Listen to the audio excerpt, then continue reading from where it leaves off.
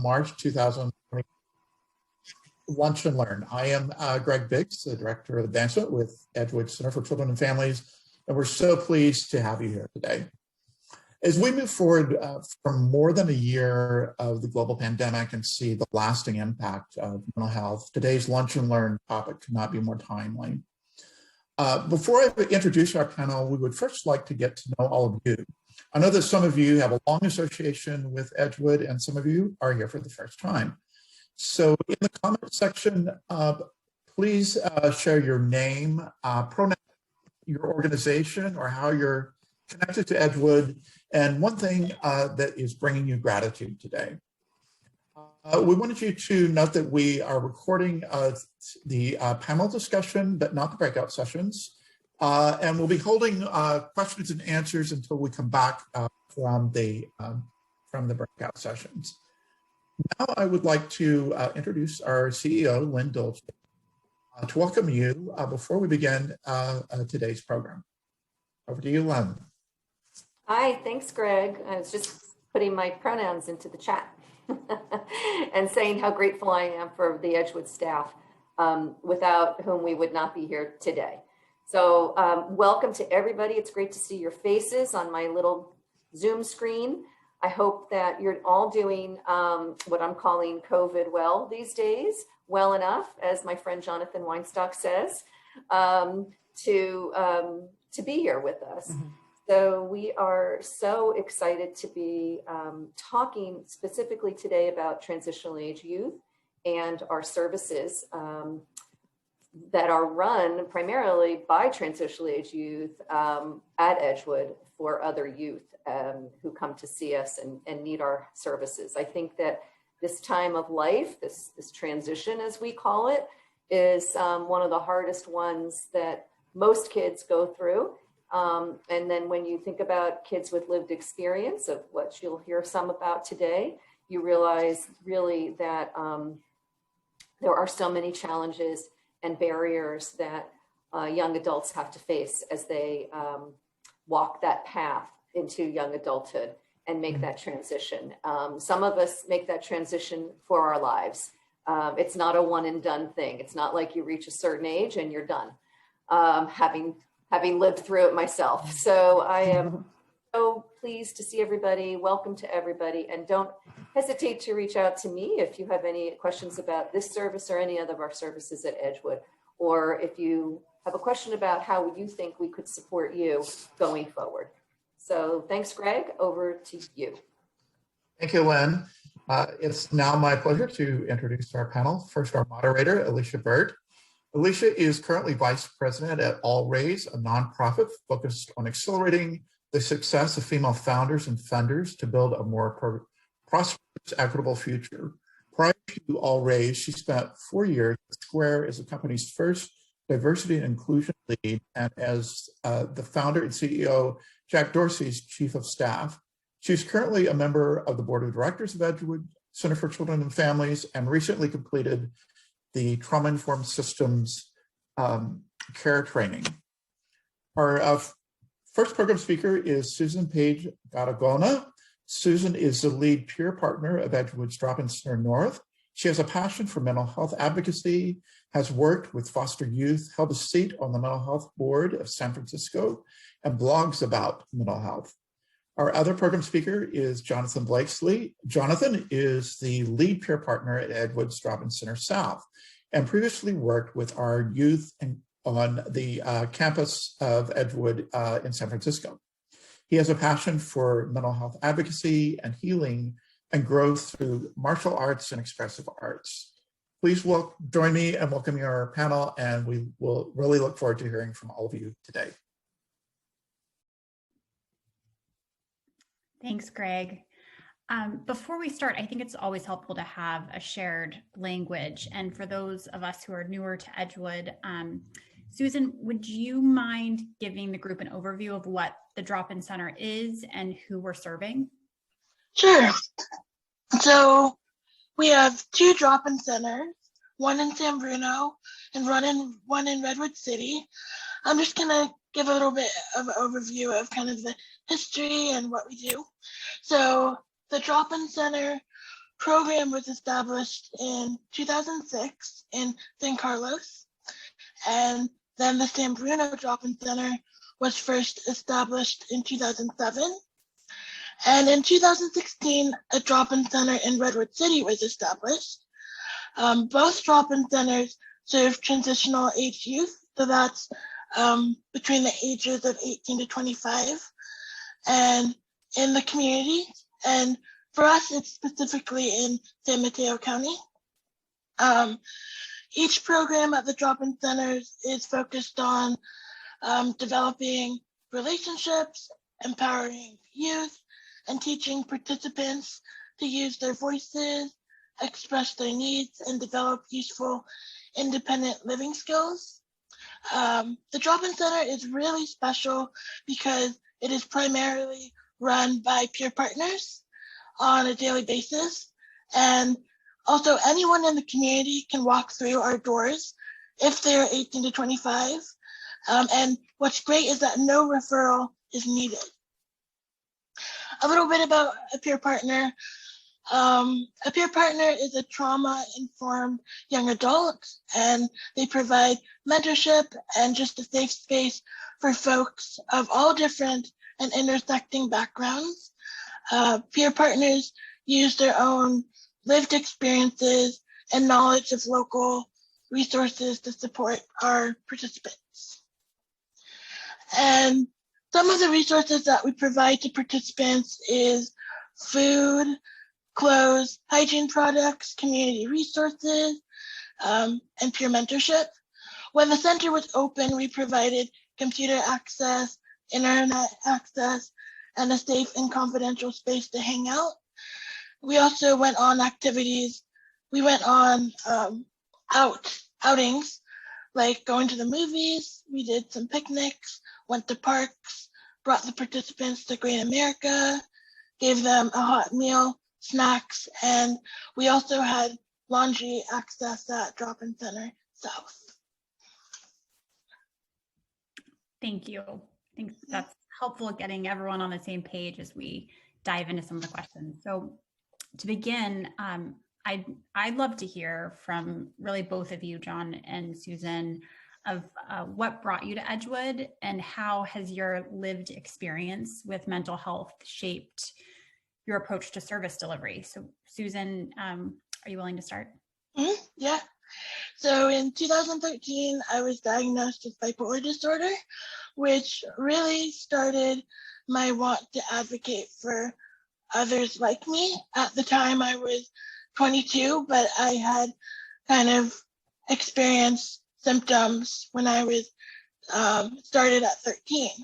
So that was in the age range of transitional age youth. I was also in foster care.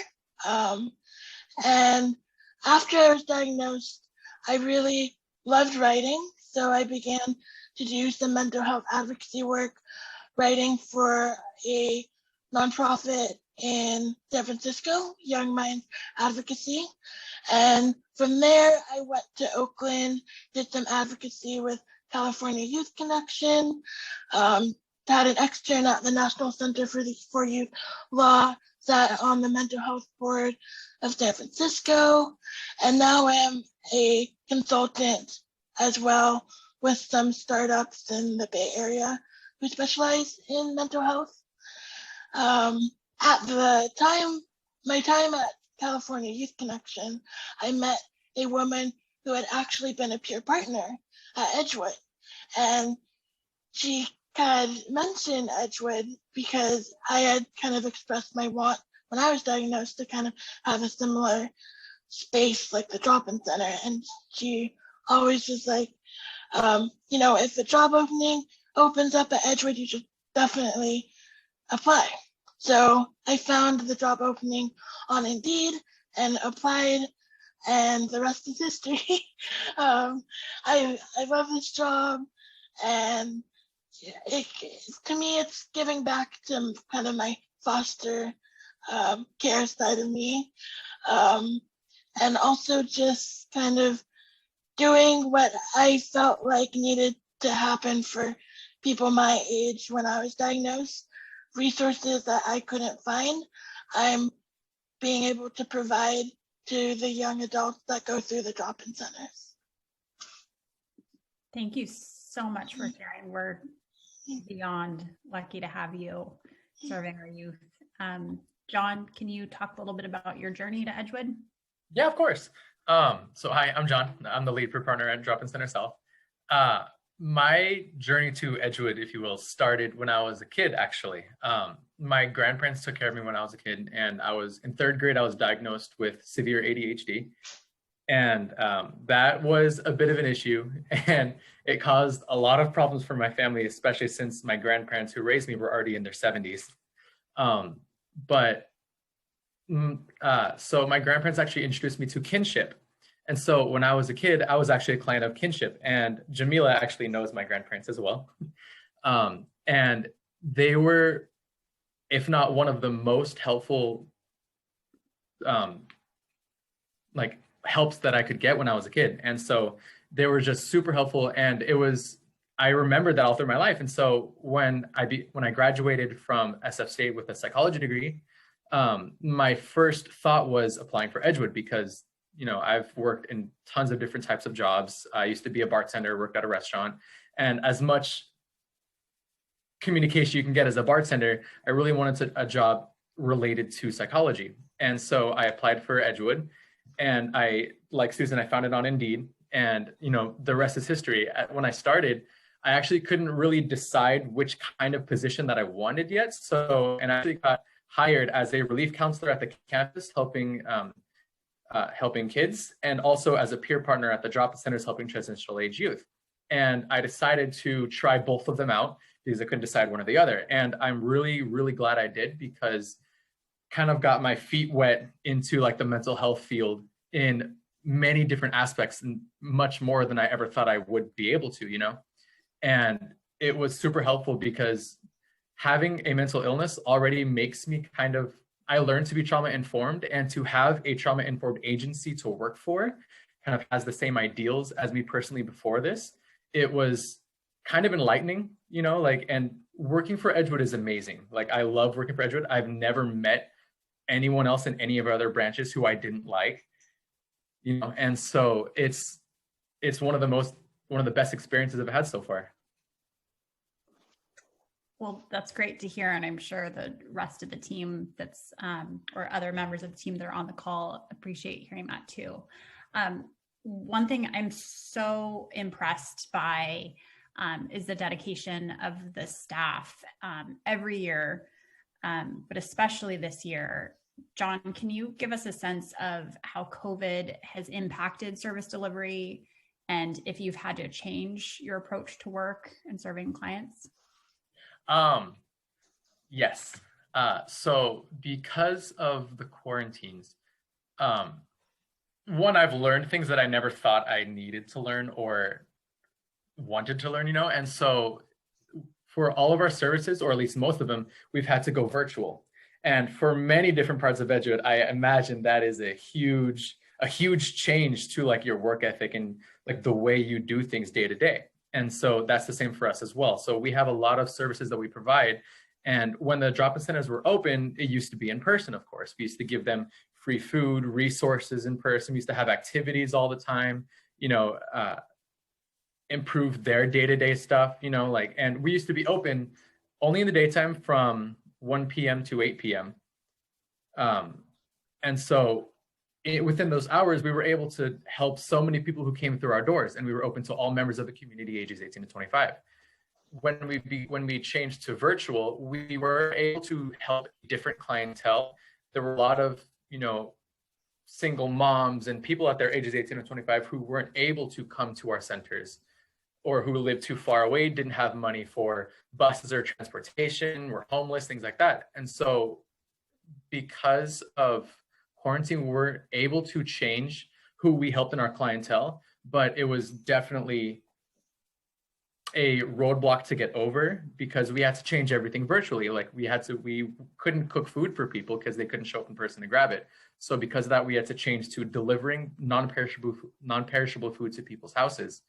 And we changed that readily enough. That took a long time to like get the handle of, to figure out how to do that and all that kind of stuff.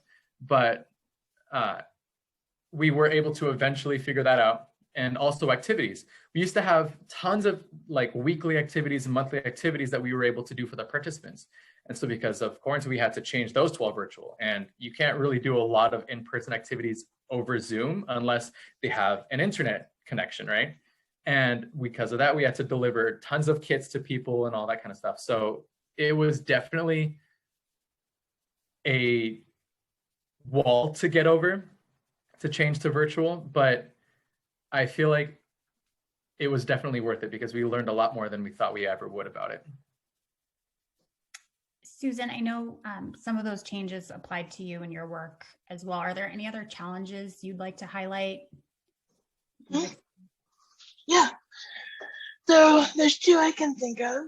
I think one of the biggest challenges is getting out the word about the drop-in centers. There's a lot of providers and programs out there that just might not know about us and that we exist. And it's frustrating sometimes because the program is able to provide things that providers and school programs might not be able to, like bus tokens, bus tickets, clothes, food, and our peer-to-peer mentorship. And during COVID, we've also had difficulty reaching the homeless population. So since everything is virtual, you essentially need internet access, which the homeless population doesn't get on a regular basis to fill out our paperwork and to sign up for delivery of our hygiene and munchie bags. Yeah, it's hard. So on one hand, we've been able to support a larger group of people, but we're losing out on supporting some of the homeless that we are no longer able to serve in person. So all really, really tough challenges that the team has faced this year. I'm always struck by the huge gap in services between what's needed by transition age youth and what's available to the demographic, which is personally one of the reasons why I'm so passionate about Edgewood. John, can you speak to the types of resources that are especially important at this point in time to youth transitioning into adulthood? Definitely. Some services that we provide are, tons of resources. We actually do our own research because of quarantine, a lot of the resources that we have a whole resource board at both of the drop-in centers. But one roadblock to get over is because a lot of resources that were on that board are really no longer in service. And we really have to go through each and every one of those resources to make sure that they are still available to transitional age youth. And so that was a bit of a challenge to get over. And so we also have a virtual resource board. And so when we do chat with some of our participants, a lot of them do need resources, of course. And so we are able to look at our virtual resource board and our physical one as well and do some research and actually give them all the resources that they need, like homes, affordable housing, food. A lot of places in the Bay Area also give like food pantries and give out food and all that kind of stuff. And so some of the resources that are really important for transitional age youth are, like having a roof over their head, getting enough food to actually survive, and getting money for that food, like finding jobs and things like that. And so a lot of places are actually looking for hiring, and at the same time, there are more people looking for jobs than might be available right now. So we've had to look for different types of jobs and what kind of jobs work for the participants and things like that. I think, we'd love to end this segment with a call to action, given that. So Susan, starting with you, do you have any suggestions on how Edgewood partners that are on this call or the community at large can help us to further support this demographic and the resources needed? First of all, just spreading the word about us by word of mouth would be great. If you have any questions about our services, at the end of this, we can put our contact information and email in the chat. We also have an Instagram page which is great. It's Edgewood _ Dropin Centers. And there we just post about what we're doing, what activities we're doing, things like that. And also donations. I would say things that are new, of course, and that are age specific. So clothes, things like headphones, earphones, makeup, things like that. Thank you. I think it's time to break out into the breakout groups. Greg, Yes. a prompt with everyone. We'll be assigning everyone to breakout rooms for about 15 minutes, and then we'll come back and we'll have an opportunity to ask questions of the panel. Just give me one moment. Okay.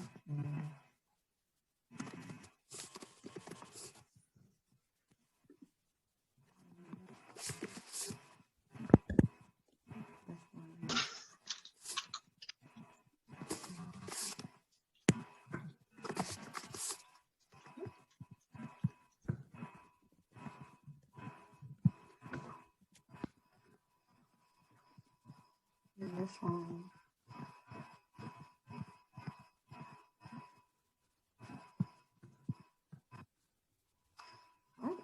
All right, everybody should now have a breakout room to join. You just push join.